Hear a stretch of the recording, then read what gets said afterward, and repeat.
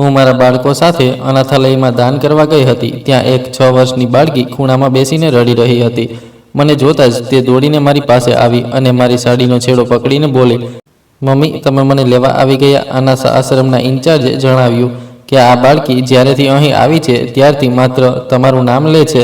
જ્યારે મેં તે બાળકીના ગળામાં પહેરેલું લોકેટ ખોલ્યું તો મારા પગ નીચેથી જમીન સરકી ગઈ, કારણ કે મારું હૃદય કોઈ અજાણ્યા ડર અને એવી બેચેનીની પકડમાં હતું જેનું કારણ મને સમજાતું નહોતું, જાણે કે કંઈક ખૂબ જ અજીબ અને ભયાનક થવાનું હોય। જો કે જોવામાં આવે તો મારા જીવનમાં બધું બરાબર હતું।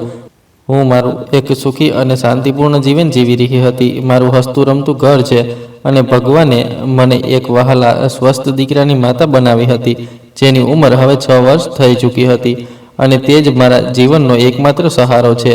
પણ તે દિવસે ખબર નહીં કેમ મારું દિલ થયું કે હું તેને ઘરની સુરક્ષિત 4 દિવાલોમાંથી બહાર કાઢું અને તે બાળકો પાસે પણ જાઉં જેમના માથે તેમના માતા પિતાના પ્રેમની છાયા નથી। આ વિચાર મારા મગજમાં અચાનક આવ્યો હતો, જાણે કે ભગવાન તરફથી મને કોઈ ખાસ હેતુ માટે ત્યાં બોલાવવામાં આવી રહી હોય। જલ્દી જ મેં મારા દીકરાને ગરમ કપડાં પહેરાવીને તૈયાર કર્યો અને કેટલીક મીઠાઈઓ, રમકડા અને ખાવા પીવાનો બીજો સામાન ગાડીમાં રાખીને શહેરના એક ખૂબ જ દૂરના અને મોટા અનાથાલય તરફ પ્રયાણ કર્યું। આ ઇમારત શહેરના ઘોંઘાટ અને ટ્રાફિકથી કોસો દૂર એક સુમસામ અને નિર્જન વિસ્તારમાં બનેલી હતી, જ્યાં ચારે તરફ શાંતિ છવાયેલી હતી।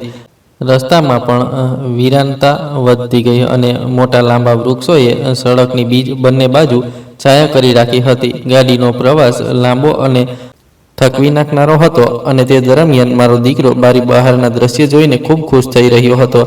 ક્યારેક તે વાદળો તરફ ઈશારો કરતો તો ક્યારેક વૃક્ષો પર બેઠેલા પક્ષીઓને જોઈને તાળી પાડતો, પણ મારી નજર વારંવાર શૂન્યમાં ભટકી રહી હતી, જાણે કોઈ અજીબ વસ્તુ મને પોતાની તરફ ખેંચી રહી હોય અને મારું દિલ જોર જોરથી ધડકી રહ્યું હતું।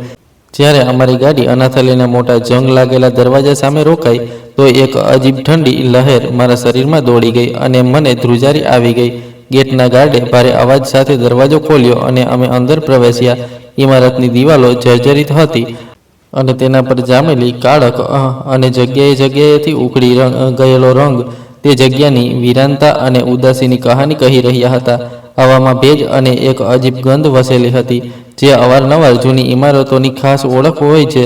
મેં મારા દીકરાનો હાથ મજબૂતીથી પકડ્યો, જાણે કે મને તેના ખોવાઈ જવાનો ડર હોય, અને અંદર મોટા હોલ તરફ ગઈ જ્યાં અનાથાલયની કેરટેકર મહિલા અમારી રાહ જોઈ રહી હતી। તે એક આધેડ ઉંમરની સ્ત્રી હતી જેમણે મોટી ઉષ્મા સાથે અમારું સ્વાગત કર્યું, પણ તેમની આંખોમાં પણ તે જગ્યાની ઉદાસી સ્પષ્ટ દેખાઈ રહી હતી। તે અમને બાળકોના રૂમ તરફ લઈ ગઈ। ત્યાં ઘણા બાળકો હાજર હતા જેઓ અલગ અલગ રમતો રમવામાં વ્યસ્ત હતા, પણ તેમના ચહેરા પર તે માસૂમ ખુશી નહોતી જે સામાન્ય બાળકોના ચહેરા પર હોય છે। મારા દીકરાએ જ્યારે આટલા બધા હમ ઉંમર બાળકોને જોયા તો તે ખુશીથી તેમનામાં પડી ગયો અને જે ગિફ્ટ હું તે બાળકો માટે લાવી હતી તે વહેંચવાનું શરૂ કરી દીધું। દરેક બાળકની આંખોમાં એક આશા હતી અને તે બધા મને આ રીતે જોઈ રહ્યા હતા, જાણે કે હું તેમના માટે કોઈ ફરિશ્તો હોઉં કે કદાચ તે મને તેમની ખોવાયેલી માં સમજી રહ્યા હોય। પણ મારી નજર ખબર નહીં કેમ કોઈ બીજાને શોધી રહી હતી। હું બેચેનીથી આમ તેમ જોઈ રહી હતી। મેં બધા બાળકોના માથે હાથ ફેરવ્યો, તેમની સાથે પ્રેમભરી વાતો કરી, પણ દિલની બેચેની ઓછી ન થઈ, ઉલટાની વધતી જતી હતી। જ્યારે મારી નજર રૂમના છેલ્લા અને થોડા અંધારા ભરેલા ખૂણા પર પડી, જ્યાં ફર્શ પર એક નાનકડી બાળકી ઘૂંટણમાં માથું રાખીને એકલી બેઠી હતી। તેની આસપાસનું વાતાવરણ બાકી રૂમથી બિલકુલ અલગ હતું, જાણે કે ત્યાં કોઈ ખુશી આવી જ ન શકે। તે બાળકીના શરીર પર કપડાં ખૂબ જ જૂના અને ગંદા હતા, જે તેની કદકાઠીથી થોડા મોટા પણ લાગી રહ્યા હતા, અને તેના વાળ વિખેરાયેલા હતા જે તેના ચહેરાને સારી રીતે છુપાવી રહ્યા હતા। મને લાગ્યું જાણે કોઈ અજાણી શક્તિએ મને તેની તરફ ખેંચી લીધી હોય। હું મારા પગ પર કાબુ ન રાખી શકી અને તેની તરફ વધી ગઈ। મારા દિલની ધડકન તેજ થતી જતી હતી, જાણે કોઈ હથોડો મારા સીના પર મારી રહ્યો હોય અને ગળામાં એક અજીબ કાંટેદાર ફંદો અટકી ગયો હોય। હું તેની પાસે પહોંચી તો મને તેના સિસકાવાની દબાયેલી અવાજ આવી। તે રડી રહી હતી અને તેના રડવાનો અંદાજ એટલો દર્દનાક હતો કે મારું કાળજું મોંમાં આવી ગયું। મારી આંખો આપોઆપ ભીની થઈ ગઈ। મેં હિંમત કરીને તેને બોલાવી અને કહ્યું કે બેટા, તું અહીં એકલી કેમ બેઠી છે અને કેમ રડી રહી છે? મારો અવાજ સાંભળીને તેણે ધીમેથી માથું ઊંચક્યું જ્યારે અમારી નજર મળી તો મને લાગ્યું જાણે આખી દુનિયા ત્યાં જ રોકાઈ ગઈ હોય. તેની મોટી મોટી કાળી અને ઊંડી આંખો હતી જેમાં આશ્ચર્ય અને ઓળખાણનું એક એવું તોફાન હતું જેણે મને હચમચાવી દીધી હતી. તેનો ચહેરો આંસુઓથી ભીંજાયેલો હતો, પણ તેના નેનનક્ષ કંઈક આ પ્રકારના હતા કે તે મને ખૂબ જ પોતાની લાગી, જાણે કે હું તેને સદીઓથી ઓળખતી હોઉં. તે પળભર માટે મને ટગર ટગર જોતી રહી, જાણે કે તેને પોતાની આંખો પર વિશ્વાસ નહોતો આવતો કે હું ખરેખર અહીં છું કે તે કોઈ સપનું જોઈ રહી છે. પછી અચાનક તે વીજળીની તેજીથી પોતાની જગ્યાએથી ઉઠી અને દોડતી મારી પાસે આવી. તેનું આ પ્રકારનું વર્તન મારી વિચાર શક્તિની બહાર હતું. હું પણ સમજી ન શકી અને તે મને ખરાબ રીતે ભેટી પડી. તેના નાના નાના અને નબળા હાથોએ મારા કપડાને એટલી મજબૂતીથી પકડી લીધા હતા જાણે કે તે ડરી રહી હોય કે જો તેણે મારો હાથ ઢીલો છોડી દીધો તો હું કદાચ ક્યાંક ખોવાઈ જઈશ અને તે ફરીથી એકલી રહી જશે. તેણે રડતા અને સિસકિયા લેતા મને પૂછ્યું કે મમ્મી, તમે મને લેવા આવી ગયા? હું ક્યારથી તમારી રાહ જોઈ રહી હતી. હું દરરોજ ભગવાનને કહેતી હતી કે તમે આવી જાઓ.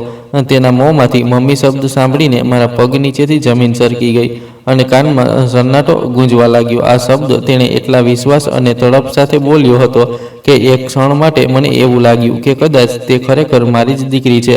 પણ મારો દીકરો તો ત્યાં બીજા બાળકો સાથે રમી રહ્યો હતો અને ડૉક્ટરે મને જણાવ્યું હતું કે મારી દીકરી તો જન્મના સમયે જ આ દુનિયામાંથી જતી રહી હતી. મેં પોતે તે બાળકીને દફનાવતા જોઈ હતી. તો પછી આ બાળકી કોણ હતી અને મને મમ્મી કેમ કહી રહી હતી? શું આ કોઈ બીજાની બાળકી હતી જે ભટકી ગઈ હતી? શું મારું મગજ મારી સાથે કોઈ રમત રમી રહ્યું હતું? મેં મારા હાથોથી તેને મારાથી અલગ કરવાની કોશિશ કરી જેથી તેનો ચહેરો ધ્યાનથી જોઈ શકું, પણ તેણે મને છોડવાની ના પાડી દીધી. તે સતત રડી રહી હતી અને કહી રહી હતી કે મને છોડીને ન જશો, મારે હવે અહીં નથી રહેવું, હું ખૂબ ડરું છું, મને તમારી સાથે લઈ ચાલો. અનાથાલયના કેરટેકર પણ આ બધું દ્રશ્ય જોઈ રહ્યા હતા. તે પણ હેરાન પરેશાન થઈને મારી પાસે આવ્યા અને તેમણે જણાવ્યું કે મેડમ, આ ખૂબ જ અજીબ અને હેરાન કરનારી વાત છે. આ બાળકી જ્યારથી અહીં લાવવામાં આવી છે તે કોઈની સાથે વાત નથી કરતી અને ન તો કોઈની પાસે જાય છે. તે દરેક સમયે એક ખૂણામાં બેઠી રહે છે, પણ તે વારંવાર એમ કહેતી હતી કે મારી મમ્મી આવશે. જો કે તમે આજે પહેલીવાર અહીં આવ્યા છો અને તમારો આની સાથે કોઈ સંબંધ પણ નથી. અમને તો એ પણ ખબર નથી કે તેનું અસલી નામ શું છે અને તે કયા પરિવારમાંથી છે, કારણ કે તેને અહીં કોઈ છોડીને ગયું નહોતું, પણ તે અમને એક સુમસામ ઝાડીઓવાળી જગ્યાએથી મળી હતી અને તે સમયે તેની હાલત ખૂબ જ ખરાબ હતી. કેરટેકરની વાતો સાંભળીને મારા મગજમાં સવાલોનું તોફાન ઊભું થઈ ગયું. હું ઝૂકીને તે બાળકીના આંસુ લૂછવા લાગી અને તેના ચહેરાને ધ્યાનથી જોયો. તેનું કપાળ, આંખો અને હોઠની બનાવટ મને મારા દીકરા અને ખુદ મારા પતિ સાથે ખૂબ જ મળતી આવતી મહેસૂસ થઈ રહી હતી. આ ઓળખાણ એટલી વધારે ઊંડી હતી કે તેને અવગણવી અશક્ય હતી. શું આ ફક્ત મારો વહેમ હતો કે મારી મમતાનો કોઈ ભ્રમ? પણ મારું દિલ માનવા તૈયાર નહોતું કે આ કોઈ અજાણી બાળકી છે. મારા અંદરની મમતા જોશ મારી રહી હતી. મેં તેને દિલાસો આપ્યો અને કહ્યું કે તું રડીશ નહીં મારી દીકરી, હું અહીં જ છું. મને જણાવ કે તું મને કેવી રીતે ઓળખે છે. પણ તે બસ હેડકી લેતી રહી અને મને આશાભરી નજરોથી જોતી રહી. ત્યારે જ મારી નજર તેના ગળામાં પડેલી એક વસ્તુ પર અટકી ગઈ. તેના ગંદા કપડા ઉપર એક જૂનું જંગ લાગેલું લોકેટ લટકી રહ્યું હતું જે કાળા દોરામાં પરોવવામાં આવ્યું હતું. તે લોકેટ જોતાં જ મારા મગજમાં યાદોનો એક ધમાકો થયો, કારણ કે તે બિલકુલ તેવું જ લોકેટ હતું જે મારી પાસે પણ હતું, જે મારા પતિએ મને ગિફ્ટમાં આપ્યું હતું. પણ તે લગ્ન દરમિયાન ક્યાંક ખોવાઈ ગયું હતું કે કદાચ ચોરી થઈ ગયું હતું અને મેં તેને ખૂબ શોધ્યું હતું, પણ તે મળ્યું નહોતું. મારા હાથ આપોઆપ તે લોકેટ તરફ વધ્યા. હું ખરાબ રીતે ધ્રુજી રહી હતી અને શ્વાસ પણ છાતીમાં અટકી રહ્યો હતો. મને લાગી રહ્યું હતું કે જાણે હું કોઈ ખોફનાક સપનું જોઈ રહી હોઉં. હું ડરતા ડરતા તે બાળકીના ગળામાંથી તે લોકેટ મારા હાથમાં લેવા લાગી. તે લોકેટ ઠંડુ હતું અને તેના પર જંગનો હલકો પડ જામી ગયો હતો, પણ તેની બનાવટ અને તેના પર બનેલો ફૂલોનો ડિઝાઇન તે જ હતો જે મારી યાદોમાં હતો. મેં ધ્રુજતા હાથોથી તે લોકેટનું એક નાનકડું બટન દબાવ્યું જેથી તેને ખોલી શકું. મારું દિલ જોરથી ધડકી રહ્યું હતું. લોકેટનું ઢાંકણું જૂનું હોવાને કારણે ફસાઈ ગયું હતું. મેં ફરી થોડી તાકાત લગાવી અને જેવું લોકેટનું ઢાંકણું ખોલ્યું અને મેં તેના અંદર જોયું તો મારી આંખો સામે અંધારું છવાઈ ગયું. મારા પૂરા અસ્તિત્વમાં એક સનસની દોડી ગઈ. મને લાગ્યું કે મારું આખું લોહી જામી ગયું છે, કારણ કે તે લોકેટની અંદર જે વસ્તુ હાજર હતી તે અશક્ય હતી. તેણે મારું મગજ, મારી વિચારવાની, સમજવાની શક્તિ બધું જ ખતમ કરી નાખ્યું હતું. લોકેટના જમણા ભાગમાં એક નાનકડી સફેદ રંગની તસવીર પણ લાગેલી હતી અને આ તસવીર કોઈ બીજાની નહીં પણ ખુદ મારી જ હતી. આ તે તસવીર હતી જે મેં વર્ષો પહેલાં પડાવી હતી જ્યારે હું પેટથી હતી અને મારા ચહેરા પર મમતાની ચમક અને ખુશી હતી.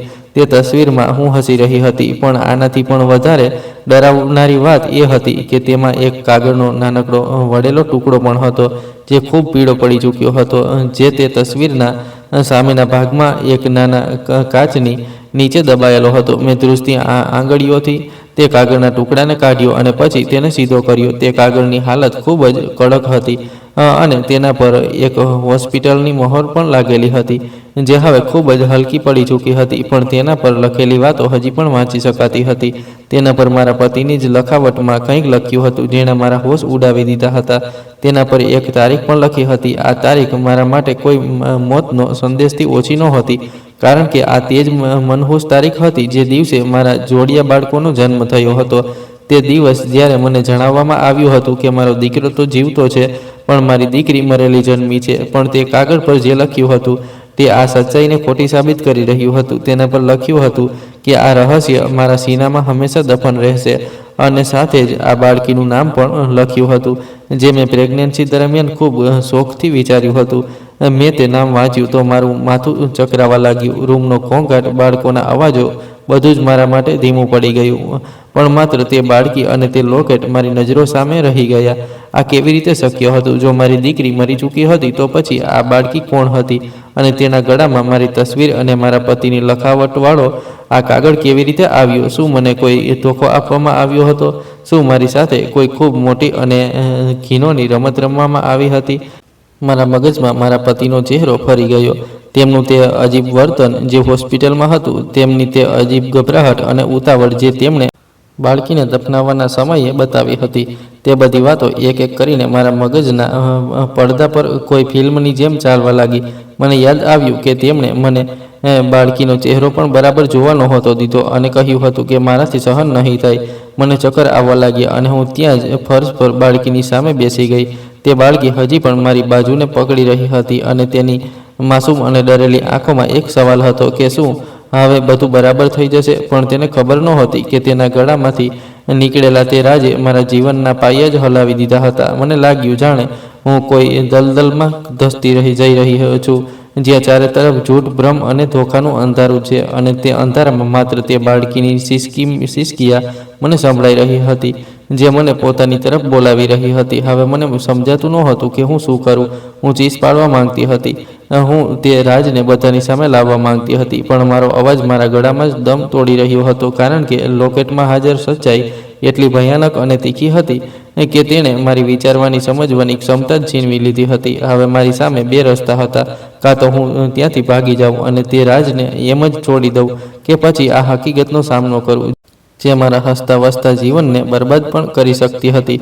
પણ તે બાળકીની માસૂમ આંખોએ મને બાંધી રાખી હતી અને હું બધું જાણતા હોવા છતાં આ જાળમાં ફસાઈ ચૂકી હતી. અને હવે આ કહાનીનો આગલો પડાવ પલટવાનો હતો જે મારા જીવનમાં તોફાન ઊભું કરવા તૈયાર હતો.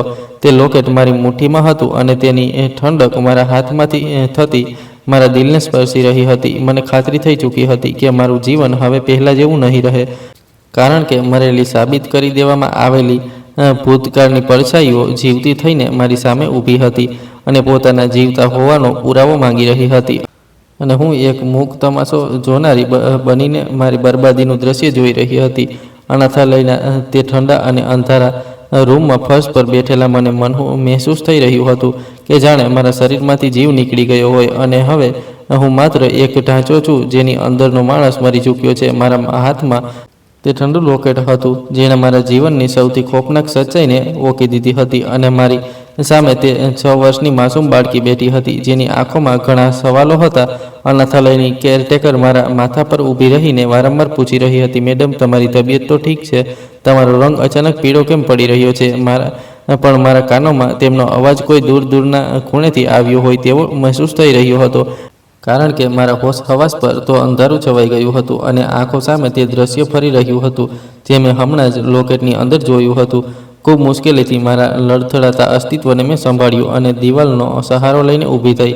ઘૂંટણ ધ્રુજી રહ્યા હતા, માથું ચકરાતું હતું, પણ પોતાને મજબૂત તો કરવી જ હતી, કારણ કે હવે મામલો માત્ર મારો નહીં પણ તે નાનકડી જાનનો હતો, જેને મારા પતિએ મરેલી સાબિત કરીને જીવતી જ દફનાવી દીધી હતી. મેં મારી ભીની આંખોને સાફ કરી અને કેરટેકર તરફ જોયું, જે ખૂબ પરેશાન દેખાઈ રહી હતી. મેં મારા અવાજમાં થોડી સ્થિરતા લાવતા કહ્યું કે હું બિલકુલ ઠીક છું, બસ થોડું ચક્કર આવી ગયું હતું. હું તે બાળકીને મારી સાથે લઈ જવા માંગુ છું. શું હું તેને કેટલાક દિવસો માટે મારા ઘરે લઈ જઈ શકું છું? કેરટેકરે હેરાનીથી મને જોઈ અને કહ્યું કે આ તો ખૂબ જ સારી વાત છે, પણ કાયદાકીય કાર્યવાહીમાં થોડો સમય લાગશે. હું આતુરતાથી બોલી કે જે પણ કાગળિયા હોય તમે અત્યારે જ તૈયાર કરાવી દો. હું તેને એક પળ પણ અહીં છોડી શકતી નથી. મને ડર હતો કે જો હું અહીંથી ચાલી ગઈ અને પાછળથી કોઈ આવી ગયું કે મારા પતિને ખબર પડી ગઈ તો કદાચ આ બાળકી હંમેશા માટે ગાયબ કરી દેવાશે. મેં મારી આઈડેન્ટિટીથી જોડાયેલા કાગળો તે લોકોના હવાલે કર્યા અને કેટલાક જણાવેલા પૈસા પણ જામીનમાં જમા કરાવ્યા, જેથી તે બાળકીને મને લઈ જવાની પરવાનગી મળી જાય. કેરટેકરે મારી હાલત જોઈ અને તે કદાચ સમજી ગઈ હતી કે વાત કોઈ ખૂબ ઊંડી છે, એટલે તેમણે વધારે સવાલ જવાબ કર્યા વિના જ હા પાડી દીધી. મેં ધ્રુજતા હાથોથી તે બાળકીનો હાથ પકડ્યો, જેણે હજી સુધી મારો છેડો નહોતો છોડ્યો. તેનો હાથ પણ બરફની જેમ ઠંડો હતો અને તે ડરેલી હતી, પણ તેની આંખોમાં મારા માટે એક અજીબ વિશ્વાસ હતો, જાણે કે તે જાણતી હોય કે હવે તે સુરક્ષિત હાથોમાં છે. હું મારા દીકરા અને તે બાળકીને લઈને બહાર નીકળી તો સાંજ ઘેરી થઈ રહી હતી, જાણે આકાશમાં પણ દુઃખ છવાઈ ગયું હોય. ગાડી સુધી પહોંચતા મારા મગજમાં હજારો આંધીઓ ચાલી રહી હતી. હું વિચારી રહી હતી કે જે માણસ સાથે મેં મારા જીવનના આટલા વર્ષો ગુજાર્યા, જેના પર મેં આંખો બંધ કરીને ભરોસો કર્યો, તે આટલો મોટો ધોકેબાજ અને જુલ્મી કેવી રીતે હોઈ શકે? શું તે મોહબ્બતના દાવા બધા ખોટા હતા? શું તે આંસુ જે તેણે દીકરીના જન્મ પર વહાવ્યા હતા તે બધા મગરમચ્છના આંસુ હતા? ગાડીમાં બેસીને મેં ડ્રાઇવિંગ સીટ સંભાળી અને બાળકીને પાછલી સીટ પર મારા દીકરા સાથે બેસાડી દીધી. મારો દીકરો, જે હજી સુધી ચૂપ હતો, તેણે માસૂમિયતથી પૂછ્યું કે મમ્મી, આ કોણ છે અને અમારી સાથે ઘરે કેમ જઈ રહી છે? તેના સવાલે મારા દિલને ચીરી નાખ્યું. હું તેને શું જણાવું કે આ તારી બહેન છે, જેને તારા પપ્પાએ જન્મતા જ મારી નાખી હતી? મેં ખૂબ મુશ્કેલીથી મારા આંસુ રોક્યા અને ધીમા અવાજમાં કહ્યું કે બેટા, આ તારી દોસ્ત છે અને હવે આ આપણી સાથે જ રહેશે. ગાડી સ્ટાર્ટ કરતાં જ વરસાદ શરૂ થઈ ગયો અને કાચ પર પડતા ટીપા મારા અંદરના તોફાનને વધુ જગાડી રહ્યા હતા. રસ્તો કપાઈ રહ્યો હતો, પણ સમય જાણે રોકાઈ ગયો હતો. હું વારંવાર પાછળ જોવાના કાચમાં તે બાળકીને જોઈ રહી હતી અને દરેક વખતે મને તેના ચહેરામાં મારા પતિનો ચહેરો નજર આવતો હતો. તેજ નાક, તેજ કપાળ, તેજ આંખો. આ ઓળખાણ એટલી સ્પષ્ટ હતી કે હું આંધળી થઈને પણ તેને ઓળખી શકતી હતી, પણ હું આટલા વર્ષો સુધી આંધળી જ તો રહી હતી, જે મારા પતિની સચ્ચાઈને ઓળખી ન શકી. વરસાદની તેજી વધી રહી હતી અને સડકો સુમસામ થતી જતી હતી. ગાડીના વાઇપર ચાલવાનો અવાજ ટીક ટીક કરીને મારા મગજ પર હથોડા વરસાવી રહ્યો હતો. હું વિચારી રહી હતી કે ઘરે પહોંચીને હું શું કરીશ. શું હું ત્યાં જઈને જ મારા પતિના ગિરેબાન પર હાથ નાખી દઈશ કે પછી શાંતિથી તેના આ વાત પર રિએક્શન આવવાની રાહ જોઈશ? મારું દિલ ચાહી રહ્યું હતું કે અત્યારે ગાડી રોકીને ચીસ પાડું, બૂમો પાડું અને દુનિયાને જણાવું કે મારી સાથે કેટલો મોટો જુલમ થયો છે. પણ મારે ધીરજથી કામ લેવાનું હતું, કારણ કે મારે સચ્ચાઈની છેલ્લી કડી સુધી પહોંચવાનું હતું. મારે જાણવું હતું કે આખરે તેણે આવું કેમ કર્યું. કઈ મજબૂરી હતી કે એક બાપ પોતાની જ સંતાનને આ રીતે લાવારીસ છોડી આવ્યો?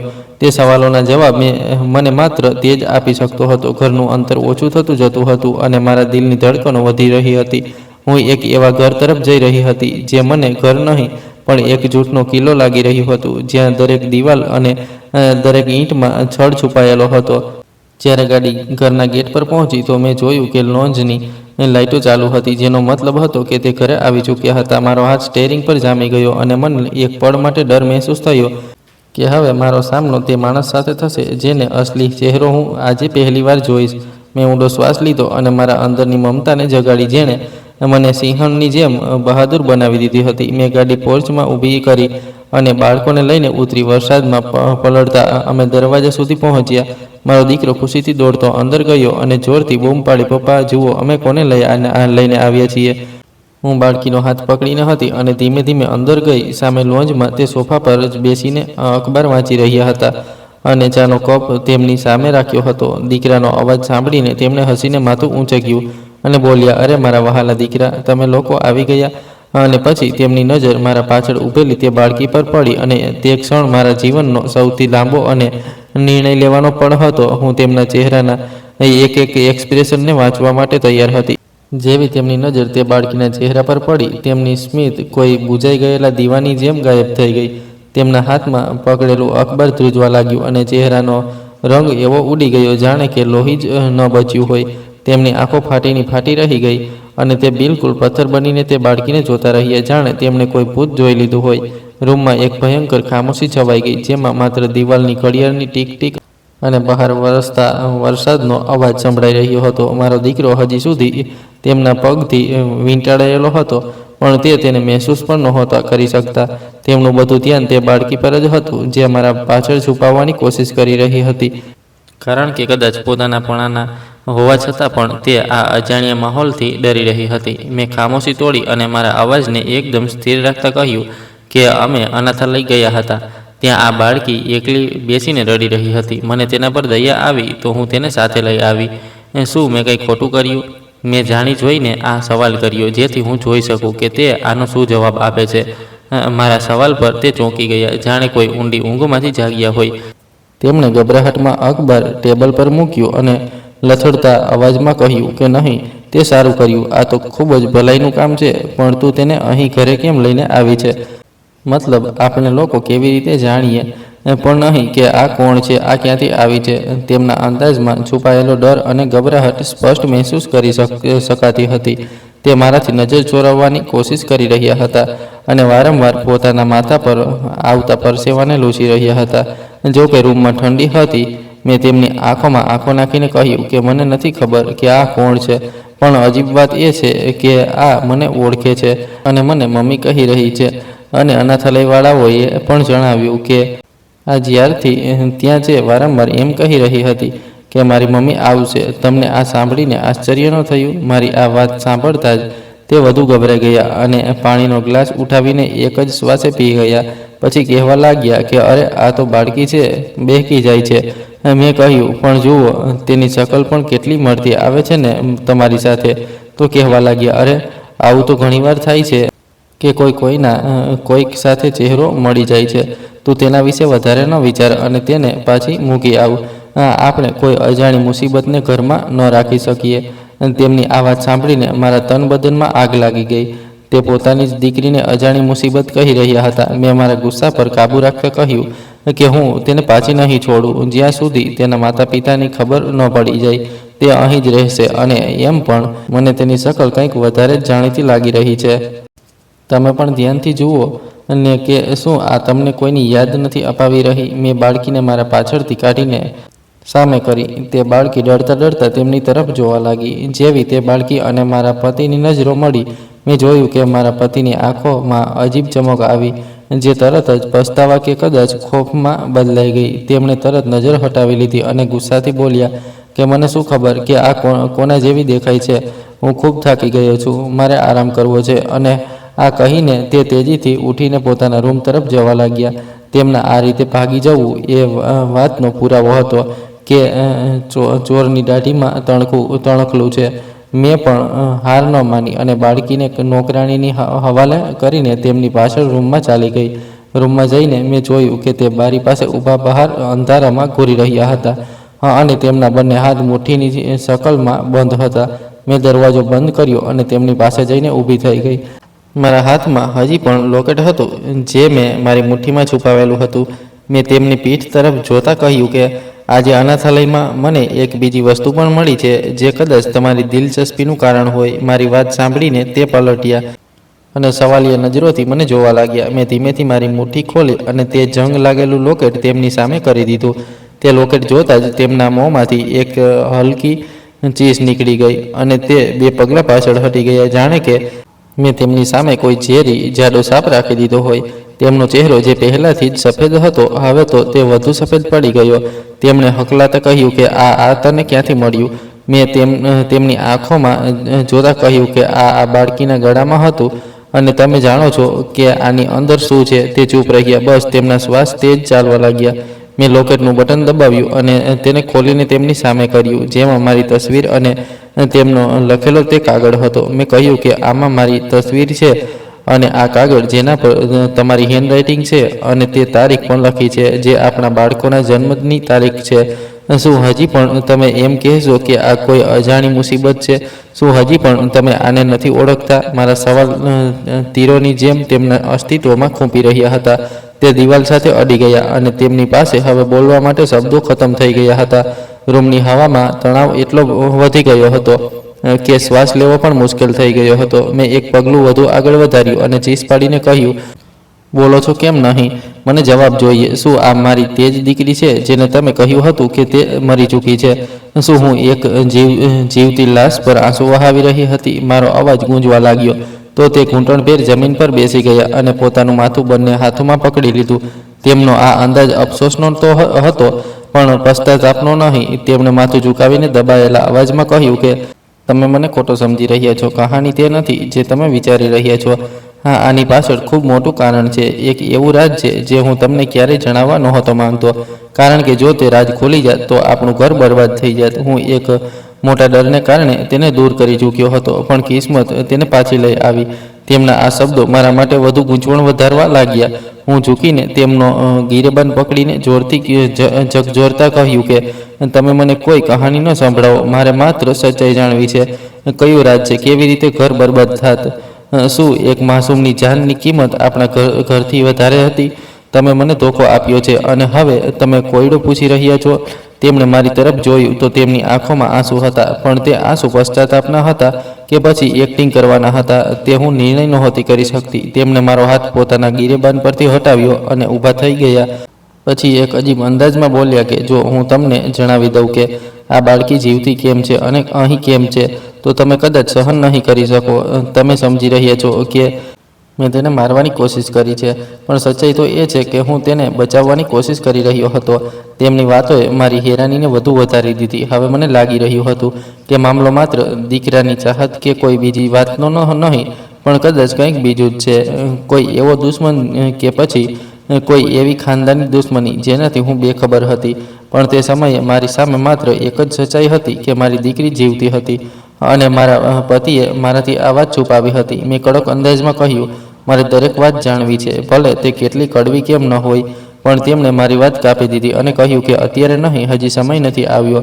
હજી તમને માત્ર એટલું જાણવું પૂરતું છે કે આ બાળકી સુરક્ષિત નથી અને જો કોઈને ખબર પડી ગઈ કે તે પાછી આવી ગઈ છે તો આપણા બધાની જાન જોખમમાં પડી જશે. તેમની આ ધમકીભરી વોર્નિંગે મને ચોંકાવી દીધી.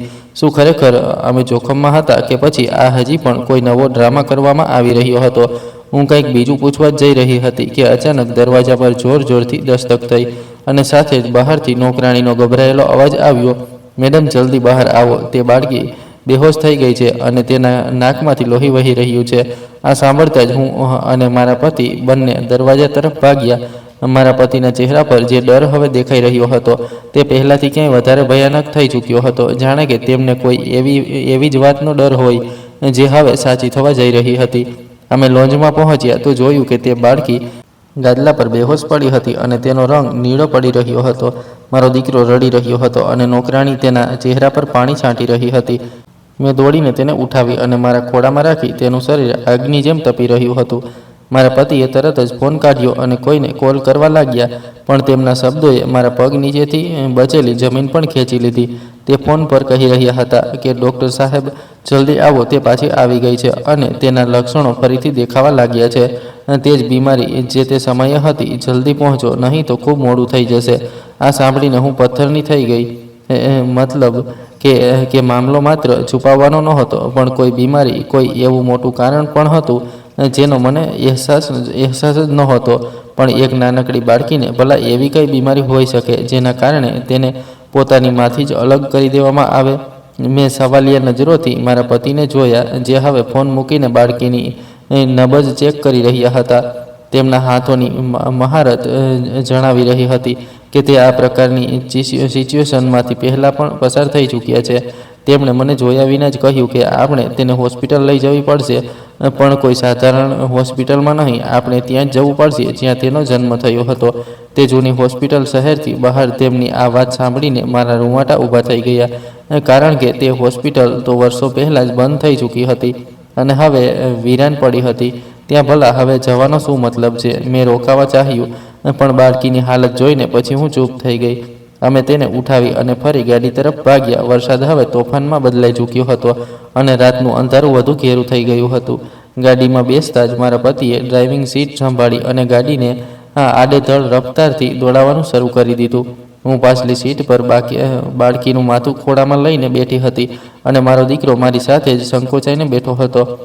મેં કાચમાંથી મારા પતિનો ચહેરો જોયો તો ત્યાં હવે ગભરાહટની જગ્યાએ એક અજીબ જુનૂન આવી ગયો હતો. તે સતત બબડી રહ્યા હતા કે હું તેને કંઈ પણ નહીં થવા દઉં, હું ફરી તે ભૂલ નહીં કરું. પણ તેમના શબ્દો મને તસલ્લી આપવાની જગ્યાએ વધુ ડરાવી રહ્યા હતા. ગાડી શહેરની રોશન સડકોમાંથી નીકળીને વિરાન કાચા રસ્તાઓ પર આવી ગઈ હતી અને અમે તે જૂના જમાનાની હોસ્પિટલ તરફ જઈ રહ્યા હતા, જેના વિશે મશહૂર હતું કે ત્યાં અજીબોગરીબ એક્સપેરિમેન્ટ થતા હતા. મારા દિલમાં ઘણી પ્રકારની વાતો આવવા લાગી કે ક્યાંક મારા પતિ મને અને મારા બાળકોને ત્યાં લઈ જઈને મારી તો નહીં નાખે કે પછી ત્યાં કોઈ બીજી જ મુસીબત અમારી રાહ જોઈ રહી હશે. પણ મમતાના હાથો મજબૂર હું શાંત બેઠી હતી. બાળકીનો શ્વાસ ઉખડી રહ્યો હતો અને તે ઊંઘમાં કે પછી બેહોશીની હાલતમાં કેટલાક અજીબ શબ્દો બોલી રહી હતી જે મારી સમજની બહાર હતા. પણ તે શબ્દોએ મારા પતિને વધુ પરેશાન કરી દીધા હતા. અચાનક ગાડીને એક જોરદાર ઝટકો લાગ્યો અને તે રોકાઈ ગઈ. કદાચ ગાડી કાદવમાં ફસાઈ ગઈ હતી. મારા પતિએ સ્ટીયરિંગ પર હાથ માર્યો અને નીચે ઉતરી ગયા. હું પણ ગભરાઈને બારીમાંથી બહાર જોવા લાગી. બહાર ઘેરું અંધારું હતું અને વરસાદનો અવાજ હતો. ત્યારે મેં જોયું કે ગાડીની હેડલાઇટની રોશનીમાં કેટલીક પરછાઈઓ હરકત કરતી દેખાઈ રહી હતી. તે કોઈ માણસના સાયા લાગી રહ્યા હતા, પણ તેમનું વર્તન ઘણું અજીબ હતું. મારા પતિ બહાર ઊભા રહીને તે પરછાઈઓ તરફ જોઈ રહ્યા હતા અને તેનાથી ડરવાની જગ્યાએ તે તેમની સાથે વાત કરી રહ્યા હતા, જાણે કે તે તેમને ઓળખતા હોય. આ દ્રશ્ય જોઈને મારું લોહી સફેદ થઈ ગયું. આ કોણ લોકો હતા અને મારા પતિનો આની સાથે શું સંબંધ હતો? અને આ વિરાન જગ્યા પર અમારી રાહ પહેલાથી કેમ જોઈ રહ્યા હતા? મેં જલ્દીથી ગાડીના દરવાજા લોક કરી લીધા અને મારા બાળકોને છાતી સરસા ચાંપી દીધા. પણ આગલો પળ મારી બરદાસ્તની બહાર હતો. તે પરછાઈઓમાંથી એક પરછાઈ આગળ વધી અને પછી તે રોશનીમાં સામે આવ્યો. તેનો ચહેરો જોઈને મારા મોંમાંથી એકદમ ચીસ નીકળી ગઈ, કારણ કે તે શખ્સ કોઈ બીજો નહીં પણ તે જ ડૉક્ટર હતો જેણે 6 વર્ષ પહેલાં મારી દીકરીના મોતની ખબર આપી હતી. તે ત્યાં હાજર હતો અને મારા પતિ સાથે ઊભો હસી રહ્યો હતો. તેની સ્મિતમાં શેતાની અંદાજ હતો. તેણે મારા પતિના ખભા પર હાથ રાખ્યો અને કહ્યું કે તું વાયદાની વિરુદ્ધ ગયો છે, તું તેને પાછી લઈ આવ્યો છે. હવે જે થશે તેના માટે જવાબદાર તું પોતે હોઈશ. આ સાંભળતા જ મારા પતિ તેના પગમાં પડીને બોલ્યા કે તેને બચાવી લો, તમે જે કહેશો હું કરીશ, બસ તેને બચાવી લો. આ બધું શું થઈ રહ્યું હતું? મારો પતિ એક ડૉક્ટરના પગમાં કેમ પડ્યો હતો અને તે કયા વાયદાની વાત કરી રહ્યા હતા? મારી સમજ તો બિલકુલ જવાબ દઈ ચૂકી હતી. અને ત્યારે તે ડૉક્ટર ગાડીની વિન્ડો સ્ક્રીન નજીક આવ્યો અને તેણે કાચ પર હાથ રાખ્યો. તેની આંગળીઓમાં તે જ અંગૂઠી હતી જે મેં ડિલિવરીના દિવસોમાં જોઈ હતી. તેણે કાચની પારથી મને જોયું અને તેની આંખોમાં એક એવો મેસેજ હતો જેણે મને જણાવી દીધું કે અસલી રમત તો હવે શરૂ થઈ છે અને હું અને મારા બાળકો એક ખૂબ મોટી સાજિશનો શિકાર થઈ ચૂક્યા છીએ, જેના મૂળ ભૂતકાળમાં ખૂબ ઊંડા છે. હવે હું ગાડીની અંદર કેદ હતી. બહાર મારો પતિ અને તે શેતાન ડૉક્ટર ઊભા હતા અને ખોળામાં મારી તે દીકરી હતી જેના શ્વાસ એક રાજના દોરાથી બંધાયેલા હતા. અને આ રાત તો હજી ખૂબ લાંબી થવાની હતી. વરસાદનું તોફાન અને અવાજ પોતાની જગ્યાએ, પણ મારા અંદર જે તોફાન ઉઠી રહ્યું હતું તેણે મને શૂન્ય કરી દીધી હતી. મારો પતિ હજી પણ તે શેતાન ડૉક્ટર સામે ગીડગીડાવી રહ્યો હતો અને તે મોટા જ કડક અંદાજમાં આ બધું તમાશો જોઈ રહ્યો હતો. મારી દીકરીનું શરીર ઠંડુ થઈ રહ્યું હતું, તેના શ્વાસ હલકા થઈ રહ્યા હતા. આ જોઈને મારાથી વધુ સહન ન થયું અને મેં મારા અંદરની બધી હિંમત જોડી લીધી. મેં ગાડીનો દરવાજો ખોલ્યો અને તરત જ તોફાની વરસાદમાં બહાર નીકળી આવી. મને બહાર આવતો જોઈને ડૉક્ટરના ચહેરા પર એક મક્કર મુસ્કાન ફેલાઈ ગઈ. જ્યારે મારો પતિ મને જોઈને શરમથી જમીનમાં ગળી ગયો. હું ચીસ પાડીને બોલી, આ બધું શું તમાશો લગાવી રાખ્યો છે અને આ બાળકી કયા વાયદાની ભેટ ચડાવવામાં આવી છે? ડૉક્ટર ખડખડાટ હસ્યો જે વીજળીના કડાકામાં ભળી ગયો અને તેણે આગળ વધીને મારા પતિને ઠોકર મારતા કહ્યું કે પોતાની પત્નીને જણાવી દે કે તે પોતાનો દીકરો બચાવવા માટે પોતાની દીકરીનો સોદો કેવી રીતે કર્યો હતો.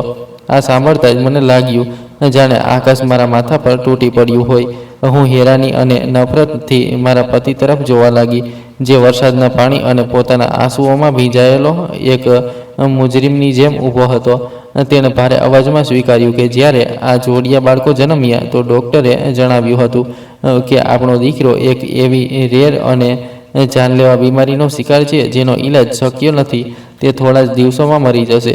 હું મારા એકમાત્ર વારસને ખોવા નહોતો માંગતો. ત્યારે ડૉક્ટરે મને એક રસ્તો બતાવ્યો હતો કે મારી દીકરી જોડિયા હોવાને કારણે તે જ દીકરા માટે પરફેક્ટ જેનેટિક મેચ છે.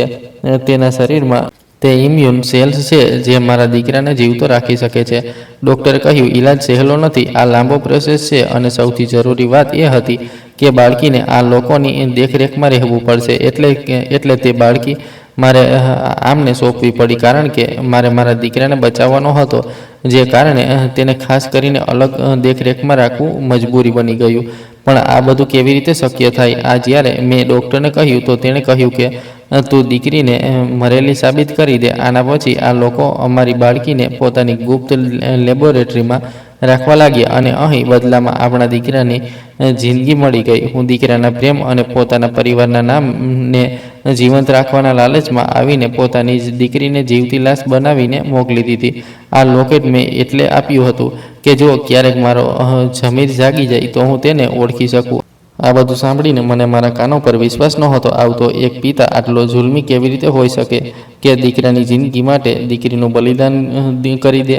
તમને શું લાગે છે કે આ અમારી દીકરીને ઈલાજના રૂપમાં રાખી રહ્યો હતો? નહીં, તે એક કેદખાનામાં હતી જ્યાં તેને માત્ર દવા બનાવવાની મશીન સમજી રાખ્યો હતો. જ્યાંથી જ્યારે તે ભાગી છે તો તેની હાલત ખૂબ બગડેલી હતી, કારણ કે તેને કેટલાક એવા ઇન્જેક્શન લગાવવામાં આવ્યા હતા જે જીવતા રાખવા માટે નહીં પણ નબળા રાખવા માટે લગાવવામાં આવે છે. આ વાત મને તેની કેરટેકરે જણાવી હતી. ત્યારે ડૉક્ટર ચીસ પાડીને બોલ્યો, હવે વાતો ખતમ કરો અને છોકરી મને પાછી આપો, નહીં તો તમારો દીકરો પણ નહીં બચે, કારણ કે આ બંનેની જાન એકબીજા સાથે જોડાયેલી છે. આ સાંભળીને હું ગાડી તરફ ભાગી અને મારી દીકરીને છાતી સરસી ચાંપી દીધી. મારો દીકરો પણ ત્યાં સુધી રડતા રડતા ગાડીમાંથી બહાર આવી ગયો. તેણે મારો હાથ પકડી લીધો. મેં ડૉક્ટરની આંખોમાં આંખો નાખીને કહ્યું કે હું હવે તમને મારી દીકરી બિલકુલ નહીં આપું, ભલે તેના માટે મારો જીવ કેમ ન આપવો પડે.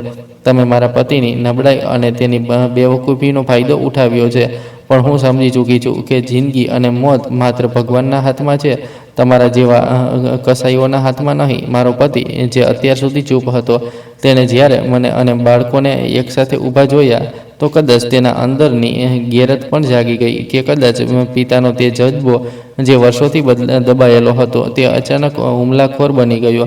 તેણે ડૉક્ટર પર ઝપટો મારીને તેને ધક્કો મારીને નીચે પાડી દીધો. પછી મારા પર ચીસ પાડી કે તમે બાળકોને લઈને ભાગો, હું આને રોકું છું. મેં એક પળ બરબાદ કર્યા વિના બાળકોને તરત જ ગાડીમાં બેસાડ્યા અને પોતે ડ્રાઇવિંગ સીટ સંભાળી લીધી. ડૉક્ટરે ઉઠીને મારો રસ્તો રોકવાની કોશિશ કરી, પણ મારા પતિએ તેને પકડી લીધો. મેં ગાડીને રિવર્સ કરી અને પૂરી રફતારથી તે નર્કથી દૂર ભાગી ગઈ. હું હવે પાછળ ફરીને જોવા નહોતી માંગતી. રસ્તામાં હું સીધી પોલીસ સ્ટેશન તરફ ચાલી ગઈ, જેથી આ ખૂની રમતને હંમેશા માટે ખતમ કરી શકું. પછી હું તરત મારી દીકરીને એક સારા હોસ્પિટલમાં લઈ ગઈ, જ્યાં ડૉક્ટરોએ ચેકઅપ પછી જણાવ્યું કે મારી દીકરીને ઝેર આપવામાં આવતું રહ્યું હતું, પણ હવે તે ખતરાથી બહાર છે અને મારો દીકરો પણ બિલકુલ ઠીક છે. તેને કોઈ પણ બીમારી નથી. એટલે કે આ બધું જ માત્ર એક જૂઠ અને છળ હતું જે ડૉક્ટરે પોતાના એક્સપેરિમેન્ટ કરવા અને તેનાથી પૈસા કમાવા માટે મારા પતિના મગજમાં નાખ્યું હતું. મારા પતિને પણ ધરપકડ કરી લેવામાં આવી અને પછી તે ડૉક્ટર પણ પકડાઈ ગયો. મારી દીકરી હવે મારી પાસે છે અને મારો દીકરો પોતાની બહેન સાથે ખૂબ ખુશ છે. પણ આ ઘટનાએ મને જીવવાનો સૌથી મોટો પાઠ આપ્યો કે પોતાની સંતાનમાં ભેદભાવ કરવો એ ભગવાનના નિર્ણય સાથે લડવા બરાબર છે. દીકરો હોય કે દીકરી, બંને જ ભગવાનના આશીર્વાદ છે, અને જ્યારે માણસ પોતાની ખ્વાહિશો અને સામાજિક દબાણમાં આવીને સંબંધોનું બલિદાન આપે છે તો તેનું પરિણામ બરબાદી સિવાય કંઈ નથી હોતું. લાલચ અને દીકરાની ચાહતે મારા પતિ પાસેથી તેમનું સુકૂન અને પરિવાર છીનવી લીધું.